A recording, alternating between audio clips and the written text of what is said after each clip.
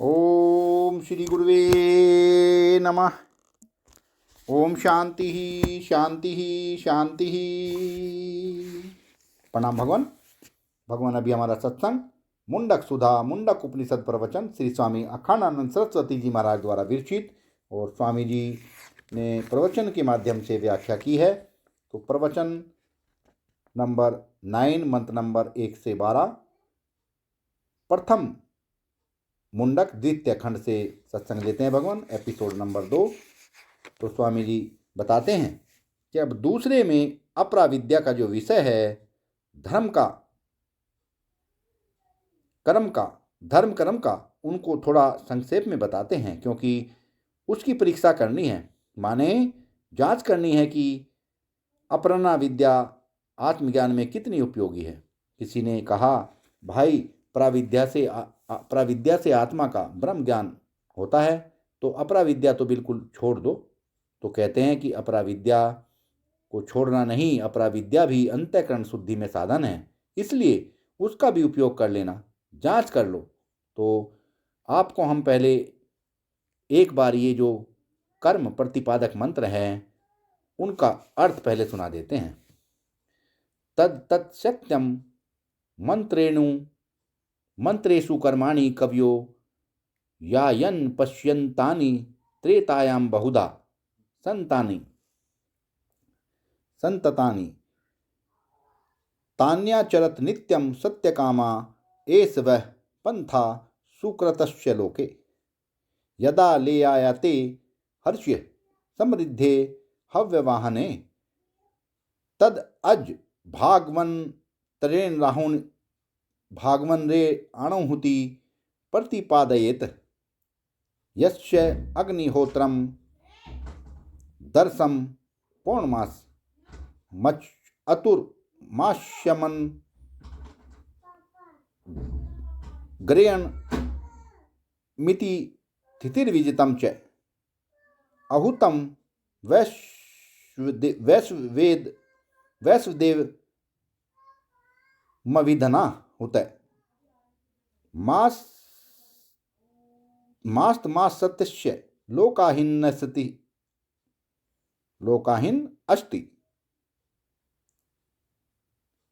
तद तत् सत्यम। यह बात जो कही जा रही है यह सत्य है, क्योंकि संसार में जो अपने को कर्ता भोक्ता मान करके कर्म कर रहा है उसके लिए झूठी चीज बिल्कुल सच्ची है। झूठी चीज नहीं, बिल्कुल सच्ची है। क्या चीज सच्ची है कि मंत्रेषु कर्माणि कवयो यान पश्यन्, वेदों के मंत्र में बड़े बड़े महापुरुषों ने, वशिष्ठ आदियों ने जिन कर्मों का दर्शन किया है यह कर्म करना चाहिए। तानी त्रेतायाम बहुधा संततानि, वे सब के सब कर्म त्रेता में बहुत प्रकार से फैले हुए हैं। अब देखो, यहाँ त्रेता शब्द का बड़ा विलक्षण अर्थ है। त्रेता माने जिस कर्म में होता है अर्धव्य और उद्गारता, ये तीनों लगते हैं, उस कर्म का नाम है त्रेता। इसी से अग्नि को भी त्रेत बोलते हैं। यह जब होम करते हैं तो ब्रह्म जो होता है वह तो अथर्ववेद होता है, तो उसकी चर्चा यहाँ नहीं की। अथर्वयु होता है उद्गाता। ये तीन को जब कर्मकांडी बैठते हैं और जो कर्मकांड करते हैं उनको बोलते हैं त्रेता, अथवा त्रेता माने त्रेता युग। उसमें बहुत प्रकार से उनका विस्तार हुआ। हे मनुष्यों, तांत्याचरत नित्यम सत्य कामा, यदि तुम किसी फल की प्राप्ति चाहते हो तो उन कर्मों का आचरण जरूर करो। एष वै पंथा सुकृतस्य लोके, इस लोक में यदि फल के लिए तुम कोई काम करना चाहते हो तो तुम्हारे लिए यह पुण्य मार्ग है, और शास्त्रोक्त रीतियों से कर्म करो। शास्त्रोक्त रीति से कर्म करने का अभिप्राय है कि अपने मनमुखी कर्म मत करो, वासना के प्रवाह में मत बहो। शास्त्र की आज्ञा से अपने मन को रोक रोक करके कर्म करो, यही तुम्हारे लिए मार्ग है। युष्यमाकम एष वै पंथा मार्ग कृतकर्तस्य स्वम निवृत्तस्य कर्मण लोके फल निमित्तम। इसका यह अर्थ भी है कि आपको जब संध्या वंदन न करना हो तो ऐसे मत कहो कि हे बेटा हमारे लिए तुम संध्या वंदन कर लो, मेरे लिए तुम संध्या वंदन करोगे तो मेरा अंतःकरण शुद्ध होगा, ऐसे मत बोलो। बोले हे बाबा जी हमारे लिए आज आप ही भोजन कर लो। किसी से बोले तुम हमारे लिए सोच हो आओ, तो जैसे दूसरे के लिए दूसरा सोच नहीं जा सकता वैसे दूसरे के लिए दूसरा त्याग नहीं कर सकता, और जैसे दूसरा दूसरे के लिए भोजन नहीं कर सकता वैसा दूसरा दूसरे के लिए कोई भगवान का ध्यान भी नहीं कर सकता। अपने को जो कर्तव्य कर्म हैं उनको स्वयं करना चाहिए, इसी से फल की उत्पत्ति होती है, इसमें फल का भोग होता है। तो सब कर्मों के मुख्य कर्म अग्निहोत्र हैं, क्योंकि अग्निहोत्र में एक तो अपने जीवन के बहुत सारे अग्निहोत्र में तो अपने जीवन के बहुत सारे नियम लेने पड़ते हैं। अपने मन को भी स्वतंत्र छोड़ने की इच्छा हो तो भाई तुम्हारा रास्ता अलग। यदि तुम्हें जो मन में आवे सो ही करना है तो नेचर अर्थात प्रकृति की जो मांग हो सो पूरी करना ही तो तुम्हारे लिए धर्म का रास्ता नहीं, फिर तो भोग का रास्ता है। आजकल जो महाराज लोग डॉक्टरों के पास जाते हैं तो डॉक्टर लोग कहते हैं कि भाई यह काम तो नेचर की मांग है, यह तो पूरा करना पड़ेगा। नेचर की मांग पूरी करने में आदमी विकार की ओर नरक की ओर जाता है, और जब धर्म अनुसार चलता है तब अपने आत्म बल की वृद्धि होती है, मनोबल की वृद्धि होती है, और तब परमात्मा के मार्ग में धर्म के मार्ग में चल पड़ता है। जब होम करने बैठते हैं तब तो एक तो देखो उसमें अपनी कमाई की चीज़ लगानी पड़ती है, द्रव्य गया, द्रव्य की शुद्धि हुई, और उसमें कर्म करना पड़ेगा, सो भी शास्त्रोक्त रीति से।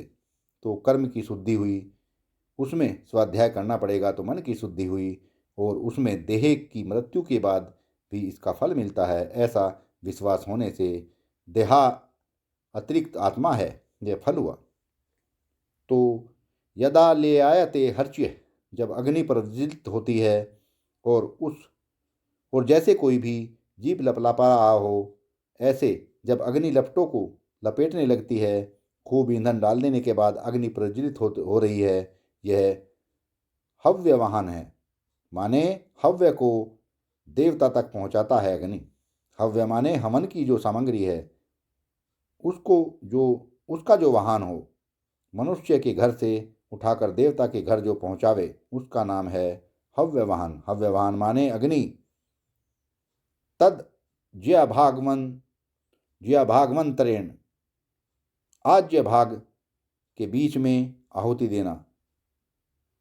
बन तो गए अग्निहोत्रे, लेकिन दर्श नहीं किया, पौर्णमास नहीं लिया, चतुर्मास नहीं लिया, ये सब योग के विधान हैं।